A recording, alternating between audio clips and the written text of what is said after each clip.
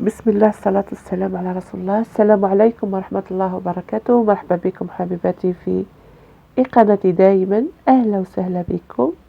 اليوم رجعت لكم بهذا الطبق، وصفة سهلة أي وحدة تقدر تديرها وتجي بنينة للغدا ولا العشاء حبيباتي. الطبق تاعنا اليوم سهل خلاص، ويجي كما راكم تشوفوا في الطبق، يجي ما شاء الله.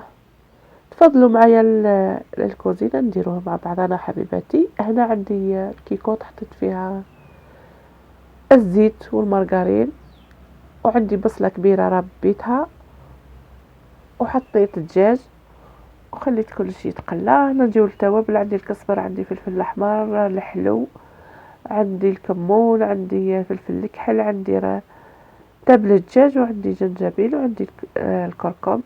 هذا هما توابلنا. نحطهم على هذاك الدجاج اللي قاعد يتقلى. قلت لكم حطيت عليه بصلة والزيت والمارغرين وزيت التوابل، وحطيت مغرف تاع الملح صغيرة، وعندي هنا 2 حبات ثوم زدت ربيتهم حطيتهم. ونقلي الدجاج نتاعي مليح كي يتقلى. نبدا نمرقه بالماء سخون حوالي 3 كيسان، نخليوهش يتمرق مليح، يعني نغطيو شويه الدجاج هذاك نغطيوهش مليح ونخليوه يغلي. نزيد عليه كاس حمص، الحمص تاعي هنا طايب، نزيد قرن فلفل ونقفل عليهم ونخليهم يطيبوا. والبطاطا تاعي هنا غسلتها ونقصها طرنشات كبار شوي، موش كيما تاع الفريت هكا، ونقليهم في الزيت. عندي الزيت تسخن، نحط الزيت تاعي تسخن قبل، ونحط البطاطا تاعي تقلى مليح. نجي هنا نحل على الكيكوت، نلقى كلش طيب، نحي هذاك الدجاج ونجيب البطاطا اللي قليتها وصفيتها مليح من الزيت، نحطها في لاصوص مع الحمص. وهنا نحي شويه لاصوص هنا باش ندير فيها البيض والقارص والمعدنوس. هكا نحطهم على البلاطو تاعي، على وجه البلاطو تاعي. كي نجي ندخله في الفرن قبل ندير هذا الخليط. هذه هي الطريقة حبيباتي سهلة خلاص. والبلاطو الوصفة تاعكم تجي ما شاء الله. انا نعطيكم فكرة للغدا ولا العشاء بأبسط ما عندكم.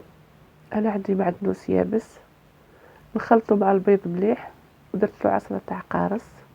نجيب البلاطو اللي يدخل المول اللي يدخل للكوشة، نحط لاصوص تاعي اللي طابت، البطاطا هذيك اللي قليتها ولحتها في لاصوص والحمص، ونزيد نجيب الدجاج نحطو.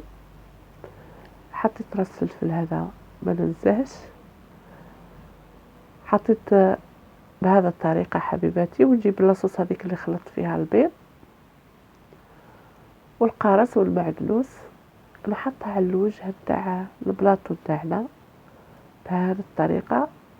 هكا تعطينا واحد اللون احمر خاصة للدجاج.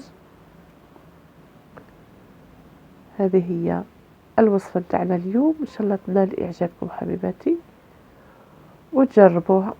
رشيت شوي معدنوس على الوجه. انا ما نديرش الفرماج من الاحسن. حطيتها في الكوزينيير طابت، شعلت لها من تحت. كي يبست شوي زدت شعلت لها من الفوق تحمرت. تشوفوا كيفاه تجي الدجاج تاعنا يجي محمر ما شاء الله. هذه هي الوصفة، وشكرا على المتابعة.